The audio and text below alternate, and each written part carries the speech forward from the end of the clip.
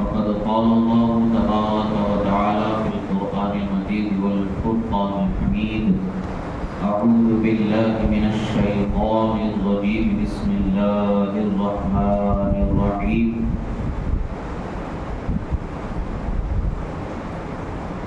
ومن يعظم شعائر الله فإنها من تقوى القلوب صدق الله مولانا العظيم وصدق رسوله النبي الأمين الكريم ونحن على ذلك لمن الشاهدين والشاكرين والحمد لله رب العالمين.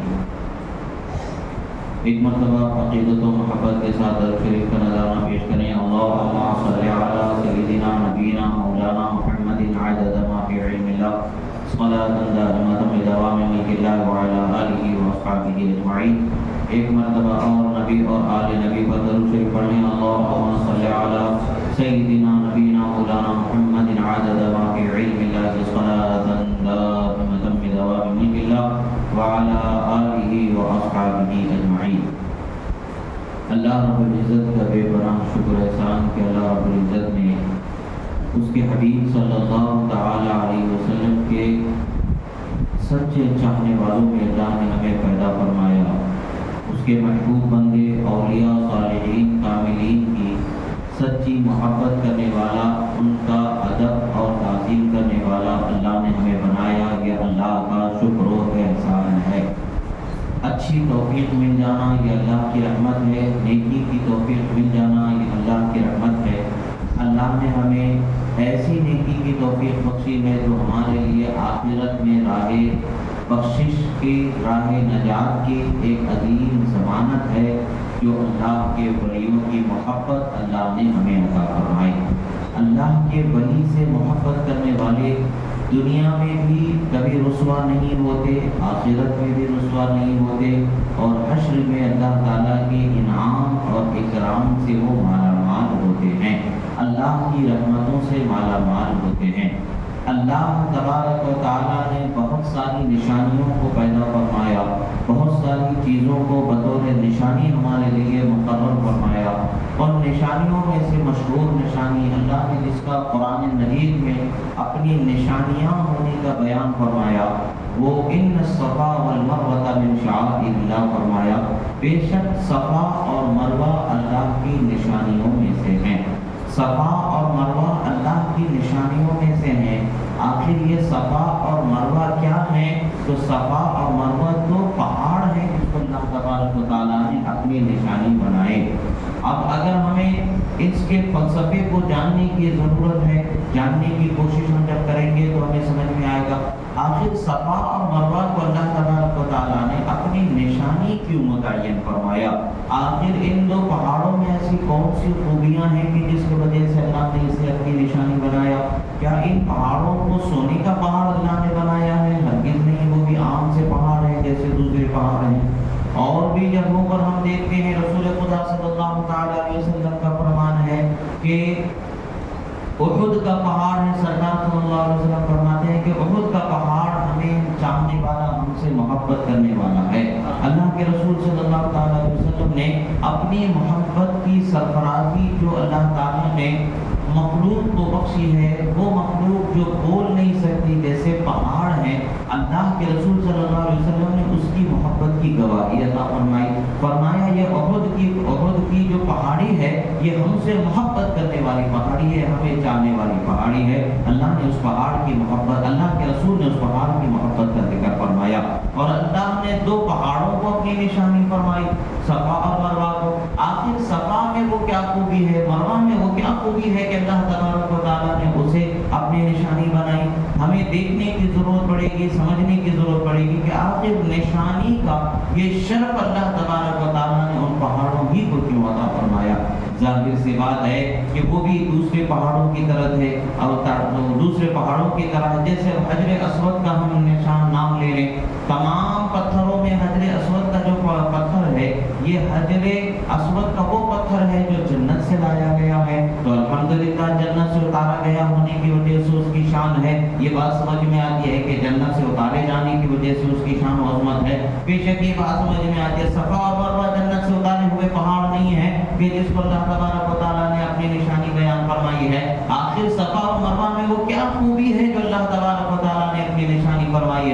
تو ظاہر سی بات ہے کہ عام سی سمجھ رکھنے والے، عام سی نظر رکھنے والے مخلوق کو اللہ تبارک و تعالیٰ نے جو ایک دوسرے پر فضیلت بخشی ہے، عظمت بخشی ہے، اس عظمت کو نہ سمجھنے والے لوگوں کی سمجھ میں کوئی بات سمجھ میں نہیں آئے گی۔ وہ یہی کہیں کہ اللہ نے کہہ دیا ہے، بس سب کو ماننا ہے، تسلیم کرنا ہے۔ بے شک اللہ نے کہہ دیا ہے، ہمیں ماننا اور تسلیم کرنا ہے، یہ ہمارا دین کا، ایمان کا حصہ اور حق ہے۔ مگر اس چیز کے پیچھے اللہ تبارک و تعالیٰ نے ہمیں کیا درس عبرت دینا چاہا ہے، ہمیں کیا نصیحت دینی چاہیے ہے، اس کو بھی سمجھنے کی ضرورت ہوتی ہے۔ صفا اور مروہ کے یہ دونوں پہاڑ، حضرت بی بی ہاجرہ رضی اللہ تعالیٰ عنہ، حضرت اسماعیل علی نبینا علیہ السلام کی والدہ ماجدہ، حضرت اسماعیل علیہ السلام اللہ کے پیغمبر کو پانی پلانے کی جستجو میں، پانی کی تلاش میں، صرف اور صرف اللہ کے پیغمبر کو پانی پلانے کے لیے، صرف اور صرف اللہ کی رضا میں اس لقدق میدان میں تنہا رہ جانے کی وجہ سے ان پہاڑوں پر دوڑ لگانا، بے قرار ہو جانا، بے چین ہو جانا اللہ کو اتنا پسند آیا، اتنا پسند آیا کہ ان دو پہاڑوں کو اپنی نشانیاں اللہ نے بنا دیا۔ اللہ نے سرفرازی عطا فرما دی، ان دونوں پہاڑوں کو بتا دیا کہ اے دنیا کے دیگر پہاڑوں سنو، تمہاری عظمت صفا اور مروہ کے برابر نہیں ہو سکتی۔ کیوں نہیں ہو سکتی؟ کہ تم پر ہاجرہ نے دوڑ نہیں لگائی ہے، تم پر اسماعیل علیہ السلام کے پانی پلانے کی جستجو نہیں کی گئی ہے۔ اللہ تبارک و تعالیٰ نے گویا کہ یہ پیغام دے دیا، جہاں میرے محبوب بندوں کی عزت کی جاتی ہے اس مقام کو میں عزت والا بنا دیا جاتا۔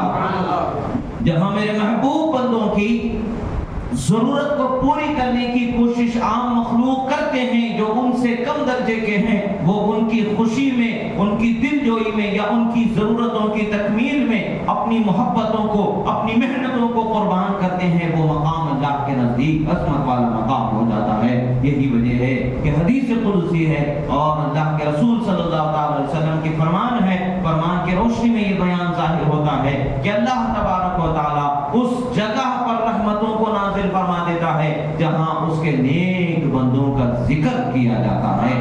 ظاہر سی بات ہے، رحمتوں کا نزول ہونا یہ تو قیامت تک کے لیے عام کر دیا گیا ہے۔ جہاں جہاں اللہ کے ولیوں کا ذکر ہوگا وہاں وہاں اللہ کی رحمتوں کا نزول ہوگا۔ اور اگر آج ہمارے گھروں میں برکت نہیں ہے تو ہمیں دیکھنے کی ضرورت ہے کہ آخر کیا وجہ ہے کہ ہمارے گھروں میں برکت نہیں ہو رہی ہے، رحمت کا نزول نہیں ہو رہا ہے۔ ہم قرآن کی تلاوت سے دور ہیں، نماز کی پابندیوں سے دور ہیں، اللہ کے رسول کے ذکر خیر سے دور ہیں، اللہ کے ولیوں کے ذکر خیر سے دور ہیں۔ ہمارے گھروں میں گانے بجانے چل رہے ہیں، ہمارے گھروں میں گناہوں کے آلات گھوم رہے ہیں اور گناہوں کو آسان کیے جانے والے راستے ہم ڈرامے دیکھ رہے ہیں، دین سے دور کرنے والے سینما وغیرہ اس طریقے کے جو لہو و لعب اور گناہ کے پرندے ہیں، سب کچھ گناہوں کا کچھا چٹا جسے کہا جاتا ہے، وہ دن رات ہماری نگاہوں کے سامنے ہے۔ ہم ایسی چیزوں کو دیکھ رہے ہیں جو ہمارے دلوں کے خوف خدا کو مٹا دینے والا ہے، آنکھوں کی حیا کو ختم کر دینے والا ہے۔ اور ان تمام چیزوں کو دیکھنے کے بعد بھی ہم یہ تصور کریں گے، ان تمام چیزوں میں اپنے دل لگانے، دل بسرنے کے بعد بھی ہم یہ تصور کریں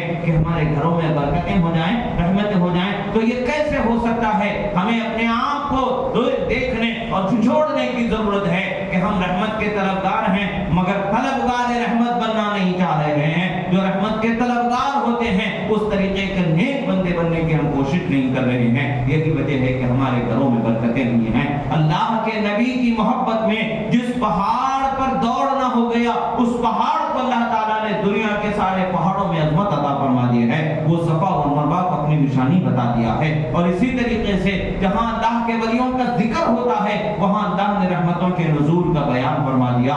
ظاہر سی بات ہے، ہم نے اپنے گھروں میں رحمتوں کا ذکر، رحمتوں کو پانے کا سلیقہ ہم نے چھوڑ دیا ہے۔ ایک زمانہ تھا گھر میں جب بھی ہوتے تھے بچوں کو بڑے گھر کی جو بوڑھی عورتیں ہوتی تھیں غوث پاک کا ذکر سنایا کرتی تھی، خواجہ پاک کا ذکر سنایا کرتی تھی، امام احمد کبیر کا ذکر سنایا کرتے تھے اور دیگر اولیاء کرام کی زندگی کے واقعات سنایا کرتے تھے اور بچوں کو نصیحت دیا کرتے تھے، بچوں سنو زندگی کے لیے اللہ کی رضا کے لیے کیسے خواہشوں کو چھوڑ دیا جاتا ہے، اللہ کی رضا کے لیے کیسے عبادت کی پابندی کی جاتی ہے، اللہ کی رضا کے لیے کیسے حلال و حرام کا خیال رکھا جاتا ہے، یہ نصیحتیں بچوں کو جب دی جاتی تھی۔ جب بچے باہر نکلتے تو ان کے سامنے دولت کی کوئی وقت نہیں رہتی تھی سوائے اللہ کی رحمت کی جستجو اور اللہ کی رحمت کے طرفدار بننے کے۔ انہیں نمازوں کے وقت پر نمازیں یاد آ جاتی تھی، انہیں دولت کے حاصل کرنے کے وقت حلال و حرام کا خیال آ جاتا تھا، حرام چیز سے وہ دور ہو جاتے تھے، حلال چیز کو بسد شوق اگرچہ ایک دانہ ہی کیوں نہ ہو بسد احترام وہ اپنے گھر لے جاتے تھے،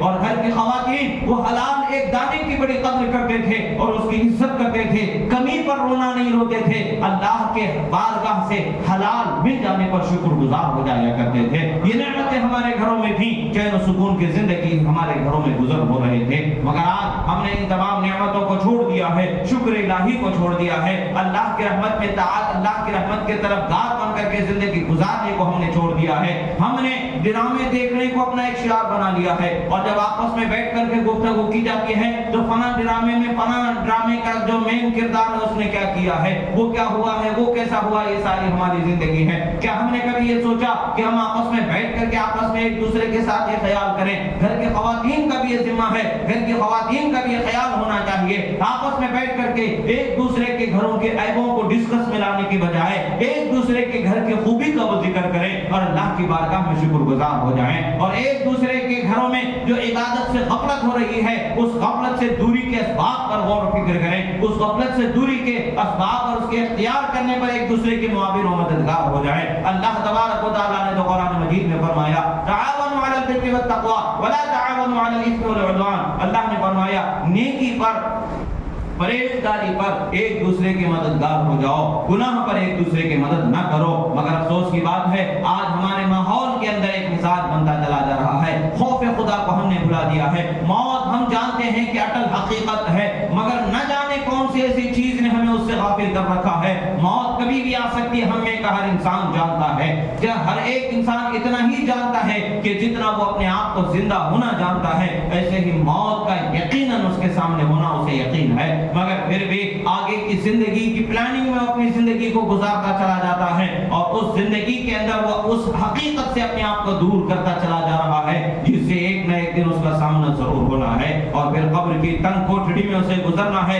سوال و جواب، منکر نکیر کے سوال و جواب میں گزرنا ہے، اور جنتی بچھونا جہنمی گڈھا ان دونوں میں سے کسی ایک سے اس کا سامنا ہونا ہے، اور پھر حشر کا میدان ہمارے سامنے ہے، اور قیامت کا دن 50,000 سال کا ہمارے سامنے دن ہوگا، اور رب ذوالجلال کا قہر و غضب کا سامنا ہوگا، بڑے بڑے درجے کے اولو العزم ہستیاں رب ذوالجلال کی بارگاہ میں زبان ہلانے کے لیے پریشان و حیران نظر آئیں گے، سوائے رحمت عالم نور مجسم احمد مصطفیٰ محمد مصطفیٰ صلی اللہ تعالی علیہ وسلم کی ذات کے کہ اللہ نے انہیں وہ مقام و منصب عطا فرمایا ہے، وہی ہماری شفاعت کرنے والے ہیں۔ ہمیں یہ ساری چیزوں کا یقین ہے، ہم جانتے ہیں، مگر دنیا میں ہم غافل زندگی گزار رہے ہیں۔ اللہ کے ولیوں کی زندگی کو ہمیں حاصل اللہ کے ولیوں کی زندگی سے کیا کرنا ہے، یہی کہ دنیا ہمیں چھوڑنا ہے، آخرت کی زندگی کے ہمیں تیاری کرنا ہے اور آخرت کی فکر کرنا ہے۔ یہ نصیحت اللہ کے ولیوں سے ہمیں ملتی ہے، اللہ کی زندگی، اللہ کے ولیوں کی ہم زندگی کو دیکھتے ہیں، اللہ رب العزت نے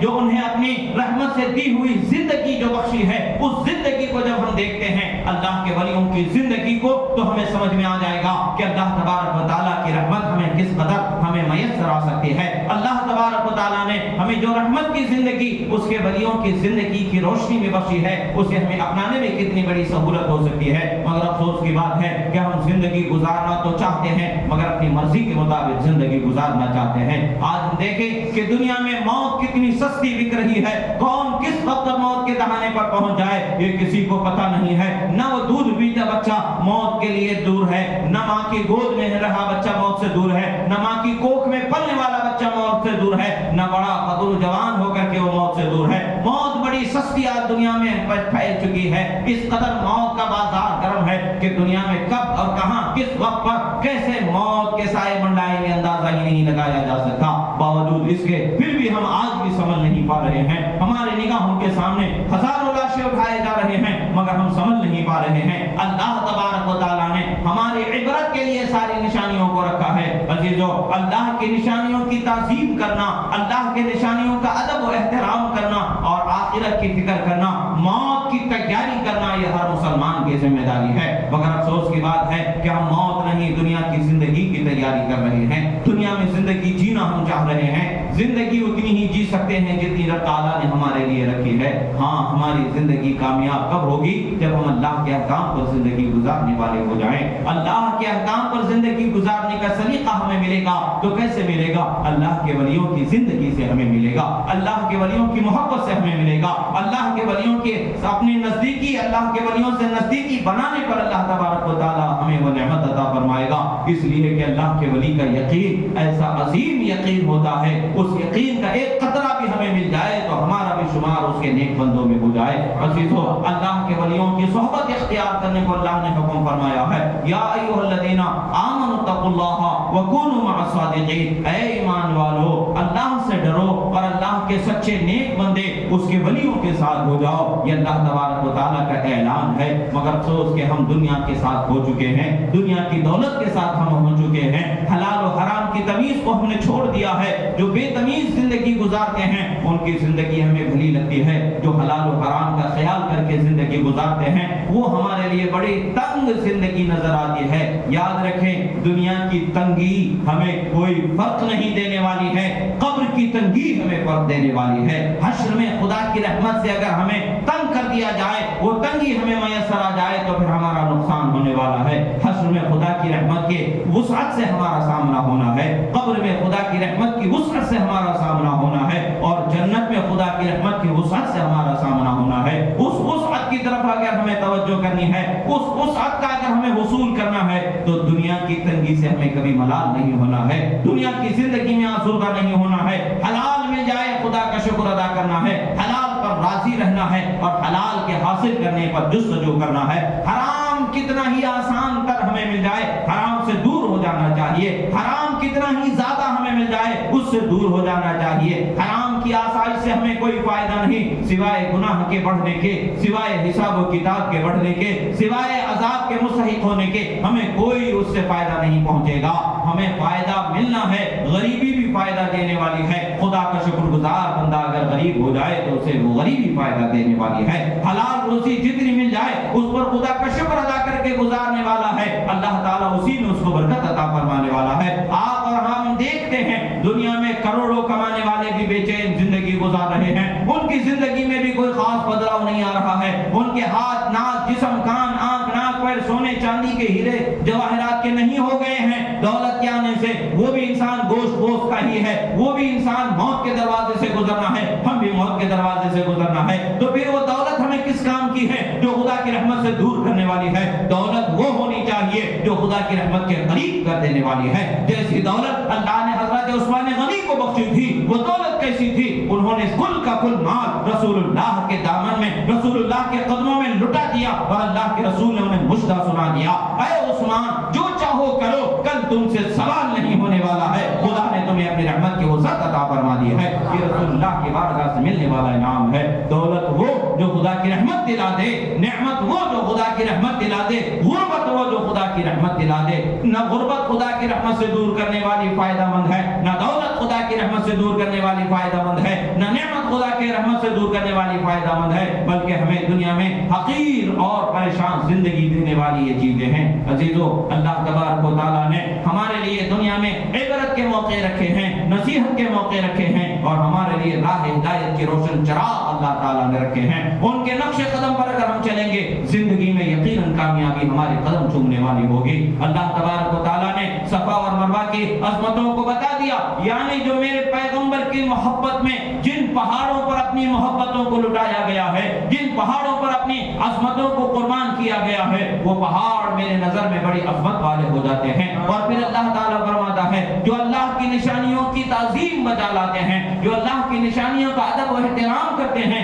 اللہ تعالیٰ فرماتا ہے وہ پاکیزہ دل والے لوگ ہوتے ہیں، وہ تقوی والے لوگ ہوتے ہیں، وہ اللہ کے نیک بندے ہوتے ہیں۔ اور الحمدللہ پہاڑ صفا اور مروہ جب اللہ کی نشانی ہو سکتے ہیں تو وہ ولی جس کے ذکر پر اللہ کی رحمت نازل ہوتی ہے وہ اللہ کی نشانی کیسے نہیں ہو سکتا ہے؟ یقیناً صفا و مروہ بھی اللہ کی نشانیاں ہیں، ایسے ہی حضرت بی بی ہاجرہ بھی اللہ کی نشانی ہے، حضرت اسماعیل علیہ السلام بھی اللہ کی نشانی ہے، کعبۃ اللہ بھی اللہ کی نشانی ہے، مدینہ النبی روضہ منورہ بھی اللہ کی نشانی ہے، ذات مصطفیٰ بھی اللہ کی نشانی ہے، اولیاء صالحین کی ذوات مبارکہ بھی اللہ کی نشانیاں ہیں۔ جو ان کی ادب اور ان کی تعظیم بجا لائے گا وہ اللہ کی بارگاہ میں رحمت کا حقدار ہو جائے گا، پاکیزہ دل والا ہوگا، صاف ستھرے دل والا ہوگا، تقوی والا ہوگا، اللہ کی رحمت کا حقدار بنا دیا جائے گا۔ اور تو اور اللہ کے رسول صلی اللہ تعالی علیہ وسلم کا فرمان گرامی ہے، ارشاد گرامی ہے، اللہ کے رسول صلی اللہ تعالی علیہ وسلم اللہ کے رسول صلی اللہ تعالی علیہ وسلم ارشاد فرماتے ہیں، ابو داؤد کی حدیث مبارکہ ہے، اللہ کے رسول صلی اللہ علیہ وسلم ارشاد فرماتے ہیں ان من اجلال اللہ اکرام ذی الشیبہ، فرماتے ہیں اکرام ذی الشیبۃ المسلم، فرماتے ہیں اللہ کی تعظیم کرنے کی جو علامتیں ہیں، اللہ کی تعظیم ہی جس کو کہا قرار دیا جاتا ہے۔ اب مثال کے طور پر اللہ تبارک و تعالیٰ کی تعظیم کہلائی جانے والی کچھ چیزیں ہوتی ہیں، حالانکہ فی نفسی ہی ان چیزوں کو دیکھا جائے گا تو وہ اللہ کی ذات سے ان کا تعلق نہیں ہوتا ہے، وہ مخلوق ہیں۔ وہ مخلوق جس طریقے سے مثال کے طور پر دیکھیں، اللہ کے رسول صلی اللہ علیہ وسلم کا یہ فرمان بتاتا ہے مسلمان عمر دراز شخص کی تعظیم کرنا گویا کہ وہ اللہ کی تعظیم کرنا ہے۔ اب یہاں پر مسلمان جو بوڑھے شخص ہیں، عمر دراز ہیں، یہ اللہ کی مخلوق ہیں، یہ تو خدا ہے نہیں، یہ تو اللہ ہے نہیں کہ ان کی تعظیم کرنا اللہ کی تعظیم ہو جائے، نہیں، مگر بندے کو اللہ تبارک و تعالیٰ نے ایک سلیقہ دے دیا ہے، اس سلیقے پر عمل کرنے والا گویا کہ اللہ کے حکم پر عمل کرنے والا ہو کر کے، اللہ کے فرمان پر عمل کرنے والا ہو کر کے، اللہ کی رضا میں چونکہ وہ کام کرتا ہے گویا کہ وہ کام اس کا اللہ کے لیے ہی کرنا ہو جائے گا۔ اسی طریقے سے فرمایا گیا، اللہ کے رسول صلی اللہ علیہ وسلم فرماتے ہیں ایک مسلمان بوڑھے شخص کی تعظیم کرنا یہ اللہ کی تعظیم کرنے جیسا ہے، اور پھر فرمایا حافظ قرآن کی تعظیم کرنا یہ اللہ کی تعظیم کرنے جیسا ہے، اور انصاف کرنے والے بادشاہ کی تعظیم کرنا یہ اللہ کی تعظیم کرنے جیسا ہے۔ اللہ کے رسول صلی اللہ علیہ وسلم کا یہ فرمان ہمیں بتاتا ہے کہ تعظیم ہم اولیاء اللہ کی کرتے ہیں تو بہت ساری وہ جماعتیں آج پیدا ہو چکی ہیں جن کی عمر 100-200 سال سے زیادہ نظر نہیں آتی ہے، وہ جماعتیں یہ کہتی ہیں کہ اللہ کے سوا کسی کی تعظیم نہیں کی جا سکتی ہے، جو اللہ کے علاوہ کسی اور کی تعظیم کرتا ہے وہ شرک کرنے والا ہو جاتا ہے معاذ اللہ، اسلام سے نکل جانے والا ہوتا ہے معاذ اللہ۔ تو ان کے عقلوں کو وہ اپنے آپ پر عقلوں کا ماتم کرنے کی ضرورت ہے۔ یہ حدیث جو صحاح ستہ کی حدیث ہے ہمیں بتا رہی ہے کہ بوڑھے مسلمان کی تعظیم کرنا گویا کہ اللہ کی تعظیم کرنا ہے۔ تو یہ حدیث کو کہاں رکھیں گے؟ اگر اللہ کے علاوہ کسی اور کی تعظیم کرنا شرک ہوگا تو وہ یہ پھر تعظیم بھی شرک ہو جائے گی۔ پتہ چلتا ہے خدا جان کر کے جس کی تعظیم کی جائے گی وہ شرک ہوگی، خدا کے لیے خدا کی رضا کے لیے جس کی تعظیم کی جائے گی وہ خدا کی بارگاہ میں تعظیم گویا کہ خدا کی تعظیم کرنی ہو جائے گی اور اللہ کی رحمت کا حقدار بننے والا سبب بن جائے گا۔ جس طریقے سے بزرگ عمر دراز بوڑھے شخص کا ادب و احترام کرنا، تعظیم کرنا یہ اللہ کے تعظیم کرنے جیسا ہے، حافظ قرآن کی تعظیم کرنا یہ اللہ کی تعظیم کرنے جیسا ہے، انصاف پسند بادشاہ، انصاف کرنے والے بادشاہ کی تعظیم کرنا یہ اللہ کی تعظیم کرنے جیسا ہے۔ عزیزو، جب ایک بوڑھے شخص کی تعظیم کرنا شرک نہیں ہے، ایک حافظ قرآن کی تعظیم کرنا شرک نہیں ہے، ایک انصاف کرنے والے بادشاہ کی تعظیم کرنا شرک نہیں ہے، تو ایک اللہ کے ولی کی تعظیم کرنا شرک کیسے ہو سکتا ہے؟ ایک اللہ کے نبی کی تعظیم کرنا شرک کیسے ہوتا ہے؟ یہ انصاف کرنا بادشاہ کو کس سے ملا؟ اللہ کے نبی اور اللہ کے ولیوں سے اسے ملا ہے، اسی وجہ سے بادشاہ کی عزت ہو گئی ہے۔ بادشاہ خود نبی نہیں ہے، بادشاہ خود ولی نہیں ہے، انصاف کرنے والا ہو گیا ہے۔ وہ انصاف کرنے والا کیسے ہوگا؟ جب اللہ کے ولیوں کے طریقے پر چلے گا، جب نبیوں کے طریقے پر چلے گا تب وہ نیک ہو جائے گا۔ جس کے طریقے پر چلنے والوں کو یہ اللہ تبارک و تعالیٰ کی بارگاہ میں نام ہے۔ اب حافظ قرآن ہے، حافظ قرآن کی تعظیم کرنا شرک نہیں ہے، کیوں کہ وہ اللہ کے کلام کا، قرآن مجید کا حافظ ہو گیا ہے۔ تو جب حافظ قرآن کی تعظیم کرنا شرک نہیں ہو سکتا ہے تو وہ ذات جس پر قرآن کو اللہ نے نازل فرمایا ہے، ذات مصطفیٰ कैसे हो सकती है? पता यही चलता है कि अल्लाह की रजा के लिए अल्लाह के महबूब बंदों की ताज़ीम की जाना शिर्क नहीं बल्कि सवाब का जरिया होता है। अल्लाह की बारगाह से रहमत का मिलने का सबब हो जाता है और अल्लाह की बारगाह से नेमतों के मिलने का सबब हो जाता है। हाँ, रही बात जो इंसान खुदा समझ करके खुदा के अलावा किसी और की ताज़ीम करेगा तो वो शिर्क होगा, वो इस्लाम से बाहर करने वाला होगा। अल्हम्दुलिल्लाह, हर कलमा पढ़ने वाला जो ला इलाहा इल्लल्लाह मुहम्मदुर रसूलुल्लाह कहने वाला है वो नबी की ताज़ीम करता है, खुदा समझ करके नहीं करता है, खुदा के बराबर जान करके नहीं करता है, बल्कि खुदा का नबी होने की वजह से करता है। वो वली की ताज़ीम करता है, खुदा समझ करके नहीं करता है, खुदा के बराबर जान करके नहीं करता है, बल्कि खुदा का महबूब बंदा वली होने की वजह से करता है। तो पता चल गया कि अल्लाह ने अहले इस्लाम को यह फर्क पैदाइशी अता फरमाया है कि वो खुदा और मखलूक में फर्क करने वाले होते हैं। हम वलियों से मोहब्बत करते हैं, वली समझ करके करते हैं, खुदा समझ करके नहीं करते हैं। वलियों की ताज़ीम करते हैं, वली समझ करके करते हैं, खुदा नहीं समझते हैं। वली क्या है? खुदा के महबूब बंदों को वली कहा जाता है, खुदा के बरगुज़ीदा बंदों को वली कहा जाता है, खुदा के पसंदीदा बंदों को वली कहा जाता है। जब वो खुदा के पसंदीदा हुए तभी उनकी ताज़ीम हो रही है, खुदा के महबूब हुए तभी उनकी ताज़ीम हो रही है। यानी वली की ताज़ीम भी खुदा की ताज़ीम ही से है, वली की मोहब्बत भी खुदा की मोहब्बत ही से है, इसलिए कि वो खुदा के महबूब है, वो हमारे महबूब है। खुदा उनका मकाम बख्शा है, इसलिए हम उनकी अदब और एहतराम करते हैं। खुदा ने उन्हें इज्जत और इफ़्फ़त करामत अता फरमाई है, इसलिए हम उनकी ताज़ीम और तौक़ीर बजा लाते हैं। जब एक हाफिज़ कुरान की ताज़ीम की जा सकती है तो वली की ताज़ीम क्यों नहीं की जा सकती है? एक बादशाह इंसाफ पसंद है, उसकी ताज़ीम की जा सकती है, तो फिर एक नबी की ताज़ीम क्यों नहीं की जा सकती है? अल्हम्दुलिल्लाह, यह अहले इस्लाम का तरीका सदियों से कुरान और सुन्नत की रोशनी में हमारे सामने ज़ाहिर है कि अल्लाह के महबूब बंदों की ताज़ीम करना ये दीन इस्लाम के ऐन दीन इस्लाम में से है, दीन इस्लाम की सच्ची चीजों में से है। ये मन घड़त झूठी बनाए हुए बढ़ाए हुए मौजूद झूठी चीजों में से नहीं है, बल्कि इस्लाम ही का एक हिस्सा है कि इस्लाम के उलुल अज़्म हस्तियों की ताज़ीम बजा लाई जाए। अल्लाह ने कुरान मजीद में इरशाद फरमाया वलिल्लाहिल इज़्ज़तु वलिरसूलिहि वलिलमुमिनीन, फरमाया अल्लाह ही के लिए इज्जत है, अल्लाह के रसूल के लिए है और मोमिनों के लिए इज्जत है। ये आयत मुबारका हमें बताते हैं कि अल्लाह की इज्जत अल्लाह होने की वजह से है, अल्लाह के रसूल की इज्जत वो अल्लाह के रसूल होने की वजह से है, मोमिन की इज्जत अल्लाह उसके रसूल पर ईमान लाने की वजह से है। ये इज्जतें अगरचे फर्क है मगर इज्जत सबको बख्शी गई है। अल्लाह तबारक व तआला ने इज्जत अल्लाह के महबूब बंदों को अता फरमाया है, मोमिनों को अता फरमाया है। अब मोमिन बंदे में गुनहगार बंदा भी होता है, नेकूकार बंदा भी होता है, मगर हर मोमिन बंदे को अल्लाह ने ईमान की वजह से इज्जत बख्शी है। जब एक गुनहगार मोमिन बंदा इज्जत वाला हो सकता है, फिर एक अल्लाह का नेक बंदा, एक अल्लाह का महबूब बंदा जो अल्लाह का वली है, वो इज्जत वाला कैसे नहीं हो सकता है? अल्हम्दुलिल्लाह, अल्लाह तबारक व तआला ने हर चीज को कुरान में वाज़ेह बयान फरमा दिया, हर तालीम को कुरान में वाज़ेह बयान फरमा दिया है। मगर बात यह है कि समझने के लिए अपने दिल को साफ और सुथरा करने की जरूरत है, समझने के लिए अपनी निगाहों को पाकीज़ा बनाने की जरूरत है, समझने के लिए अपनी फिक्र और नजर को संभालने की जरूरत है। शैतानी वसवसों के पीछे पड़ करके अपनी तरह सबको समझ करके जिंदगी जीने के लिए हर एक को अपने आप पर तसव्वुर करके समझने की कोशिश करेंगे, वो कभी कामयाब नहीं हो सकते। इसलिए कि हमारा कोई वजूद ही नहीं है, हमारी कोई हकीकत ही नहीं है कि हम अपने आप पर दूसरों का तसव्वुर करें, दूसरों का क़यास करके दूसरों की मकाम और मंजिलत को समझने की कोशिश कर सके।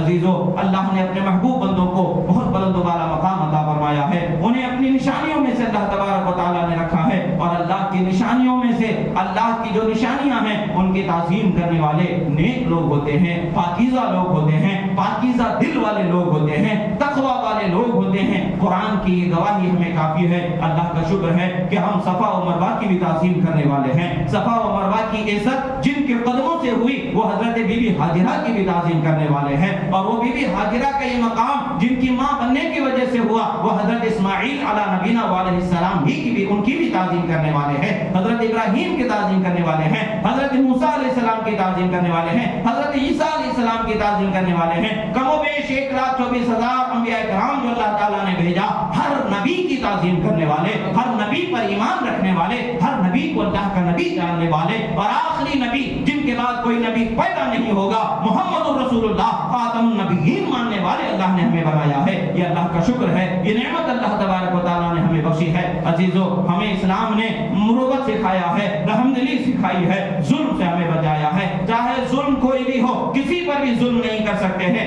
ظالم کو اللہ تعالیٰ نہیں پسند فرماتا ہے. ظلم کرنے والا وہ جس قوم پر بھی ظلم کرے گا وہ ظالم ہی کہلائے گا, چاہے وہ اپنوں پر کرے چاہے پراؤں پر کرے, جس پر بھی کرے وہ ظالم ہی ہوگا. الحمدللہ اہل اسلام کو اللہ تبارک و تعالیٰ نے ظلم سے محفوظ رکھا ہے. مسلمان ظلم نہیں کرتے ہیں. مظلوم آج 1400 صدیوں سے مسلمانوں ہی پر ظلم ہوتا رہا ہے, اور مسلمان ہی مظلوم ہیں, اور مسلمانوں ہی پر ساری دنیا کی طاقتیں اپنے ظلم و دبدبے کو بیٹھانا چاہتی ہیں. مگر کیا بات ہے, وہ کیا دبے جس پہ حمایت کا ہو پنجا تیرا, شیر کو خطرے میں لاتا نہیں کتا تیرا. جب اللہ کے ولیوں کے در پر پلنے والوں کی یہ شان ہے, تو اللہ کی محبت میں جینے والے ولیوں کی کیا شان ہوگی. فنا باللہ فنا بالرسول کا درجہ پانے والے عظیم ہستیوں کا کیا مقام ہوگا. ان عظیم ہستیوں کا مقام ہے کہ دنیا میں آج ہمارا اور آپ کا وجود باقی ہے انہی کے قدم کی برکتوں سے, انہی کی یقین کی عظمتوں کے صدقے میں اللہ تبارک و تعالیٰ نے, انہی کے ایمان کی عظمتوں کے صدقے میں اللہ تعالیٰ نے ہمیں اور آپ کو ایمان والا بنایا ہے. اس ایمان کی حفاظت کرنا ہمارا اور آپ کا ذمہ ہے. ایمان کے حفاظت پر قائم رہیں, اپنے اخلاق و کردار کو سنواریں, اور اپنے ایمان و عقیدے کی سلامتی کے ساتھ ساتھ اخلاق و کردار کی سلامتی پر بھی توجہ دیں. شراب, زنا, چوری, یہ جس طریقے کے گناہ ہمارے معاشرے میں عام ہوتے جا رہے ہیں, اس پر ہمیں روک لگانے کی ضرورت ہے. اس پر خود ہی توجہ کر کے اپنے قریبی رشتہ داری سے اپنے بیٹے وغیرہ جس کا بھی آپ ذمہ دار اللہ نے آپ کو بنایا ہے, اس ذمہ داری کو پورا کرتے ہوئے ان کے اخلاق و کردار کے پاکیزگی کے لیے, صفائی کے لیے, گناہوں سے بچنے کے لیے راہوں کو ہموار کرنا آپ کے لیے ضروری ہے. اگر ماں باپ کے گھروں میں بچے جوان ہو چکے ہیں, شادی کے لائق ہیں, ان کی شادیوں کا اہتمام کیا جانا چاہیے تاکہ وہ گناہ کے راستے سے بچ سکیں. اسی طریقے سے بچوں کے بزنس وغیرہ اور ان کی زندگی کے جو راستے ہیں, اس میں جتنا اللہ نے آپ کو موقع بخشا ہے, جتنی طاقت بخشی ہے, اس کے لحاظ سے انہیں ایک پاکیزہ راستہ, ایک پاکیزہ سلیقہ, ایک پاکیزہ اخلاق کا ذمہ دار بنانا ہے, اور ان کی خوبیوں سے انہیں سنوارنا ہے, اور انہیں زندگی گزارنے کا, اگلی دنیا میں آگے کی زندگی گزارنے کے لیے انہیں ایک نیا نمونہ, نیا طریقہ, نیا سلیقہ جو خدا و رسول کے فرمودات کی روشنی میں آپ کے لیے سہولت بخش ہے, ان کے لیے آسان ہے, ان چیزوں کو انہیں دینے کی ضرورت ہے. ہمیں اپنے اندر بدلاؤ کی ضرورت ہے. جس دن بھی ہم اپنے آپ کو بدلنے کی کوشش کریں گے, یقیناً اللہ کی رحمت ہمارے ساتھ ہو جائے گی. اور جس دن ہم اپنے آپ کو بدلنا نہیں چاہیں گے, ہزار نعمتیں, ہزار رحمتیں ہو کر کے کہ ہمیں کچھ نہیں ملنے والا ہے. اس لیے کہ اللہ نے ہمارے لیے قرآن میں ارشاد فرما دیا ہے, اللہ اس قوم کے حالت کو اس وقت تک نہیں بدلتا جب تک کہ وہ قوم خود اپنی حالت کو بدلنا نہیں چاہتی ہے. تو ہمیں اپنے آپ کو بدلنے کی چاہت لے کر کے آگے بڑھنا ہے. خدا راستے ہموار فرمانے والا ہے, رحمتوں کے دروازے کشادہ فرمانے والا ہے. اللہ تبارک و تعالیٰ سے دعا ہے, جو کہا گیا سنا گیا, کہنے میں سننے میں جو غلطی ہوئی اللہ تعالیٰ اسے معاف فرمائے, اور جو حق و صحیح کہا گیا اللہ اسے قبول فرمائے, اور ہمارے لیے زندگی گزارنے میں اس کے ذریعے آسانیاں عطا فرمائے. پروردگار ہم گناہگار ہیں, مولا ہمارے گناہوں کو معاف فرما. ہم خطاکار ہیں, مولا ہمارے خطاؤں کو معاف فرما. ہم پریشان حال ہیں, مولا ہماری پریشانیوں سے ہمیں نجات عطا فرما. پروردگار جہاں کہیں بھی دنیا میں مسلمانوں پر ظلم ہو رہا ہے, مولا ظالموں کو نیست و نابود فرما. مظلوم مسلمانوں کی مدد فرما, بیواؤں, یتیموں, بے سہاروں کے لیے سہارے و اسباب مہیا فرما. پروردگار عالم اسلام میں امن, امان, سلامتی عطا فرما. پروردگار ظالم حکومتوں کو نیست و نابود فرما. مظلوم مسلمانوں کی مدد فرما. شہداء کی شہادت کو قبول فرما. ان شہداء کی ماؤں اور بچوں اور ان کے گھر والوں کو صبر و سکون و استقامت عطا فرما. پروردگار اہل اسلام کا بول بالا فرما, کفر کا منہ کالا فرما. اقول قولی ھذا استغفر اللہ لی ولکم ولسائر المؤمنین. اقول قولی ھذا استغفر اللہ لی ولکم ولسائر المؤمنین وما علینا الا البلاغ المبین برحمتک یا ارحم الراحمین. الحمد للہ رب العالمین.